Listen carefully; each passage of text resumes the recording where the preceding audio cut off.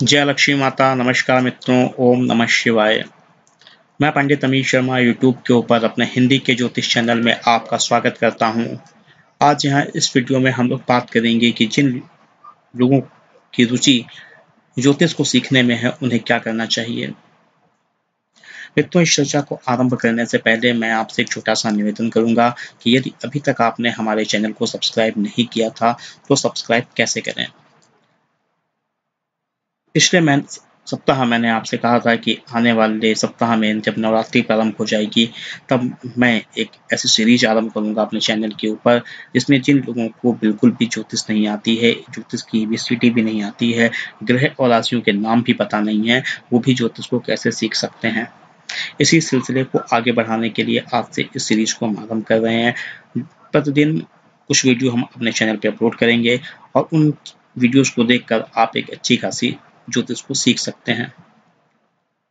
यानी कि जो लोग बिल्कुल जीरो ज्ञान है ज्योतिष के बारे में, उसके बाद भी ज्योतिष सीखना चाहते हैं, उनके लिए भी ये काफ़ी महत्वपूर्ण वीडियो साबित हो सकते हैं। जैसा कि हमारे चैनल पर आप देख सकते हैं कि जो ये वीडियो का बैकग्राउंड है जिसमें आप ये देखिए ज्योतिष सीखें लिखा होगा, उस पर लेसन का नाम नंबर लिखा होगा। ये प्रथम लेसन है, इसलिए फर्स्ट लिखा होगा, ताकि यदि आप आगे की वीडियोस देखना चाहते हैं या पीछे के देखना चाहते हैं तो भी आपको कोई बहुत ज़्यादा दिक्कत ना हो। हमारे चैनल पर आप आराम से अपने मनचाहे वीडियोस को देख सकें। सबसे पहली बात तो ये आती है कि हम ज्योतिष क्यों सीखना चाहते हैं। हमें ये पता होना चाहिए। सामान्य रूप से जो मुख्य कारण होता है ज्योतिष सीखने के, वो 3 कारण होते हैं। पहला कारण तो ये होता है कि ज्योतिष के बारे में हम ज्ञान प्राप्त करना चाहते हैं, उसके द्वारा हम अपने परिजनों की कुंडली देखेंगे। उसके अलावा दूसरा कारण ये हो सकता है कि हम फ्री ऑफ कॉस्ट लोगों की मदद करेंगे। और तीसरा कारण ये हो सकता है कि हम एक प्रोफेशनल एस्ट्रोलॉजर बनेंगे और ज्योतिष को अपनी जीविका पालन का साधन बनाएंगे। उसके अलावा लोगों की मदद भी करेंगे। तीनों ही मोड अपने अपने हिसाब से ठीक हैं। ये व्यक्ति पर डिपेंड करते हैं, उसकी परिस्थितियों पर डिपेंड करते हैं, उसकी रुचि पर डिपेंड करते हैं। जहाँ तक मेरी बात है, मैं भी प्रोफेशनल एस्ट्रोलॉजी करता हूँ, लेकिन मेरा ये मानना है कि भले ही आप प्रोफेशनल एस्ट्रोलॉजी करें, आजकल क्या है मार्केट के अंदर एस्ट्रोलॉजी के नाम पे पूरी तरह से लूट मची हुई है। जब भी कोई व्यक्ति परेशान होता है, अपने प्रश्नों को लेके जाता है, तो उसे महंगी-महंगी 50-50 हज़ार की पूजाएँ बताई जाती हैं। उसके अलावा महंगे-महंगे रत्न बताए जाते हैं। ऐसी गारंटियाँ दी जाती हैं। मैंने तो यहाँ तक कि यूट्यूब पे ऐसे तक वीडियोस देखे हैं जिसमें बाबा जी 1 घंटे में प्रेम विवाह करा देते हैं, या फिर 1 घंटे के अंदर आपकी नौकरी लगवा देते हैं, 4 घंटे में विदेश यात्राएं करा देते हैं।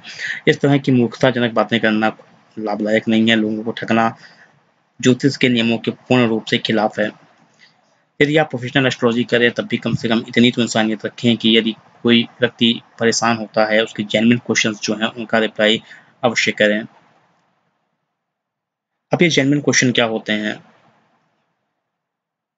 मेरे पास भी दिन में 30-40 मेल तो आती हैं, आप लोगों की आती हैं, बहुत लोगों ने मेल कर रखी हैं जिनको मैंने रिप्लाई भी किया है, बहुतों को नहीं भी किया है।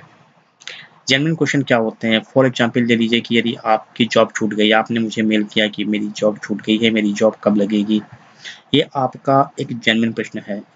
लेकिन उस प्रश्न के साथ आपने कहा मेरे पास जॉब छूट गई है, मेरे पास पैसे नहीं हैं, कोई दिक्कत नहीं है, आपको प्रश्न का उत्तर आपको मिलना चाहिए। एक तरफ आप लिख रहे हैं कि मेरी जॉब छूट गई है, मेरे पास पैसे नहीं है, दूसरे प्रश्न आप लिख रहे हैं कि मैं विदेश में सेटल होना चाहता हूँ 1 साल में। तो ये कैसे संभव है? यदि पैसे ही नहीं है तो विदेश में सेट कैसे होंगे? तो पहले यदि आपकी जॉब छूट गई है, आपका बिज़नेस बंद हो गया है, आपका व्यापार घाटे में चल रहा है, तो सबसे पहले आपको अपने कार्य को आरंभ करना चाहिए, यानी कि आपकी जॉब लगनी चाहिए।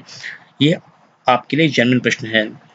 मैं ये नहीं कह रहा हूँ कि यदि आपके पास पैसे आज नहीं है तो कल आप साल भर बाद विदेश में शिफ्ट नहीं हो सकते हैं, लेकिन यदि आपके पास जॉब नहीं है तो आपकी पहले नीड है आपका जॉब लग जाए। तो ये प्रश्न जेन्युइन हुआ आपका। क्योंकि मैंने भी देखा है कि एक जब मेल आता है उसमें 10-10 प्रश्न लिखे होते हैं, 20-20 प्रश्न लिखे होते हैं। कुछ लोग तो पूरे परिवार की बड़ी डिटेल ही साथ में भेज देते हैं 10-10 क्वेश्चन के साथ। ऐसे लोगों को मैं रिप्लाई नहीं करता हूँ। कुछ लोग क्या करते हैं कि एक मेल किया, 15 मिनट बाद दूसरा मेल कर दिया, 20 मिनट बाद तीसरा मेल कर दिया, यूट्यूब की हमारे वीडियो पे कमेंट करना शुरू कर दिया कि रिप्लाई नहीं आया, रिप्लाई नहीं आया। ऐसे लोगों को मैं कभी रिप्लाई नहीं करता हूँ, क्योंकि यदि आप रिप्लाई चाहते हैं तो थोड़ी सी इंसानियत भी साथ में होनी चाहिए। ये मेरे लिए नहीं है, किसी भी से भी प्रश्न पूछ रहे हैं, यदि मैं आपसे प्रश्न पूछ रहा हूँ तो मेरे अंदर भी ये पेशेंस होना चाहिए और आपके प्रति सम्मान होना चाहिए। ये मैं नहीं कह रहा हूँ कि आप मेरा सम्मान कीजिए, लेकिन कम से कम यदि आपने प्रश्न भेजा है तो उसके बाद थोड़ा सा धैर्य रखें और जो भी आपका जेन्युइन प्रश्न है केवल वही करें। देखिए मैक्सिमम जो भी हमारे यूट्यूब के सब्सक्राइबर हैं, मैं किसी से पेमेंट नहीं लेता हूँ। तो अब ये बात करते हैं कि ज्योतिष सीखने के लिए आपको क्या क्या आना चाहिए। ज्योतिष की भी कई विद्याएं हैं, प्रेडिक्शन करने के भी कई तरीके हैं। वैदिक एस्ट्रोलॉजी है, केपी एस्ट्रोलॉजी है, नारी एस्ट्रोलॉजी है। वेस्टर्न एस्ट्रोलॉजी भी काफ़ी रिलायबल मानी जाती है, हालांकि कुछ लोग उस पर प्रश्न उठाते हैं, लेकिन मेरा ये मानना है कि जो भी विद्या है जिस पे इतने लोग कार्य कर रहे हैं, जिस पर रिसर्चें की गई हैं, वो कुछ ना कुछ अपने आप में अहमियत समेटे हुए हैं। तो मैं किसी भी पार्ट को डिनाई नहीं करता हूँ। मैं वैदिक एस्ट्रोलॉजी, केपी एस्ट्रोलॉजी और पारस एस्ट्रोलॉजी का मुख्य रूप से प्रयोग करता हूँ। हम सभी चीज़ों पर बात करेंगे कि वैदिक एस्ट्रोलॉजी क्या है, केपी एस्ट्रोलॉजी क्या है, नारदी एस्ट्रोलॉजी क्या है। उसके अलावा न्यूमरोलॉजी पे भी हम लोग बात करेंगे कि इन चीज़ों को आप कैसे सीख सकते हैं। तो सबसे पहले हम बात करते हैं कि वैदिक एस्ट्रोलॉजी के बारे में। वैदिक एस्ट्रोलॉजी हो या कोई भी एस्ट्रोलॉजी हो, जो ग्रहों की संख्या होती है वो मुख्य रूप से 9 ही ग्रह होते हैं। तो सबसे पहले आपको ग्रहों का ज्ञान करना होगा कि ये ग्रह कौन कौन से हैं, इनका नेचर क्या है, ये कमजोर स्थिति में कब होते हैं और मजबूत स्थिति में कब होते हैं। उसके अलावा राशियों का ज्ञान, 12 राशियां होती हैं, आप सभी जानते हैं। उसके उपरांत कुंडली में जो भाव होते हैं, मुख्य रूप से 12 भाव होते हैं। किस भाव में की क्या अहमियत है, क्या भाव क्या रिप्रेजेंट करता है, ये आपको ज्ञान होना चाहिए। उसके अलावा डिविजनल चार्ट्स होते हैं, जैसे कि नवमांसा चार्ट हो गया, दशमांसा चार्ट हो गया, होरा चार्ट हो गया। ये बहुत महत्वपूर्ण होते हैं, इनकी इंपॉर्टेंस को कभी भी ज्योतिष के अंदर इग्नोर नहीं किया जा सकता है। उसके अलावा सबसे ज़्यादा जो महत्वपूर्ण चीज़ होती है कि हमारी कुंडली तो बहुत अच्छी है, सारे हमारे 9 में से 5 ग्रह अच्छे हैं, तो उस हिसाब से तो हमें अच्छे फल मिलने चाहिए। लेकिन स्थिति क्या है, हमें फल खराब मिल रहा है, ऐसा क्यों होता है?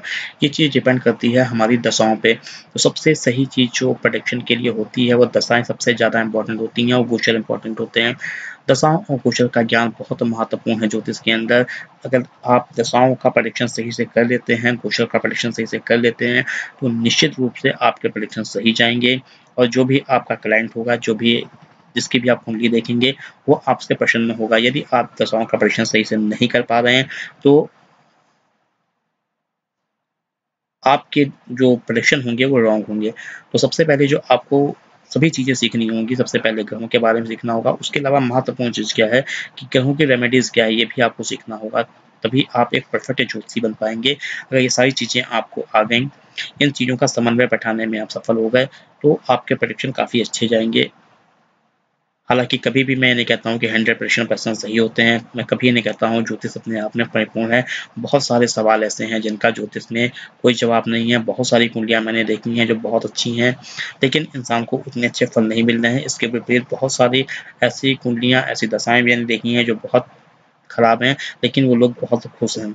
इसके कई कारण हो सकते हैं। क्या कारण हो सकते हैं? ग्रहों के अतिरिक्त देश, काल, कुल, आपके कर्म और ईश्वर की कृपा भी जीवन में बहुत महत्वपूर्ण होती है। हमने क्या कर्म कर रखे हैं, यदि हमने अच्छे कर्म कर रखे हैं जीवन में, तो निश्चित रूप से हमें अच्छे ही फल मिलेंगे, दशाएं चाहे जितनी खराब क्यों ना हो। ईश्वर की कृपा हमारे ऊपर है, तो जितने भी हम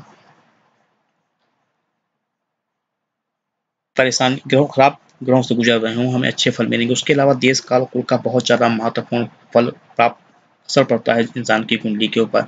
देश का फल ये पड़ता है कि मान लीजिए कि एक बच्ची है जिसकी कुंडली में डॉक्टर बनने का योग है, लेकिन अब बहुत सारे कंट्रीज ऐसे हैं जो बच्चियों को घर से बाहर ही नहीं निकलने दे रहे हैं, तो क्या वो बच्ची डॉक्टर बन पाएगी? नहीं बन पाएगी। उसके विपरीत कुल का क्या फर्क पड़ता है? मान लीजिए आपका सिलेक्शन तो हो गया मेडिकल की में, लेकिन अगर आपके पास फैमिली के पास पैसा नहीं है, तो आप डॉक्टर कैसे बन पाएंगे? तो देश, काल और कुल, ये 3 चीज़ें बहुत महत्वपूर्ण होती हैं। अब बात आती है काल का क्या फर्क पड़ता है। फॉर एग्जाम्पल, यदि बहुत पहले देखा जाता था बच्चों की शादी 14-15 साल में हो जाती थी, लेकिन आज यदि किसी की कुंडली में 20 साल के पहले विवाह का योग बनता है, तो क्या उसकी शादी हो सकती है? नहीं हो सकती है। देश, काल, कुल, ये चीज़ बहुत महत्वपूर्ण होती है किसी भी इंसान के जीवन को इम्पैक्ट करने के लिए। उसके अलावा ईश्वर की कृपा और हमारे कर्म के महत्व को कभी भी नकारा नहीं जा सकता है। तो यदि आप ज्योतिष सीखना चाहते हैं, तो सबसे पहले आपको ग्रहों को सीखना होगा। उसके अलावा आपको राशियों को सीखना होगा, कुंडली में भावों को सीखना होगा, डिविजनल चार्ट्स को सीखना होगा, दशाओं को सीखना होगा, योगों को सीखना होगा, गोचर को सीखना होगा और कुंडली में ग्रहों की स्थिति के अनुसार, गोचर के अनुसार, डिविजन चार्ट्स के आधार पर क्या फल प्राप्त हो सकते हैं, सीखना होगा। मैं कोशिश करूंगा कि आने वाले वीडियोस में ये सारी चीज़ें आपको एक-एक करके सिखाऊं। मुझे उम्मीद है कि हमारे वीडियोस आपको पसंद आएंगे। मित्रों, मैं एक बार फिर आपसे निवेदन करूंगा कि यदि अभी तक आपने हमारे चैनल को सब्सक्राइब नहीं किया था तो सब्सक्राइब जरूर करें और आने वाले वीडियोस को देखते रहें। धन्यवाद। जय लक्ष्मी माता। ओम नमः शिवाय।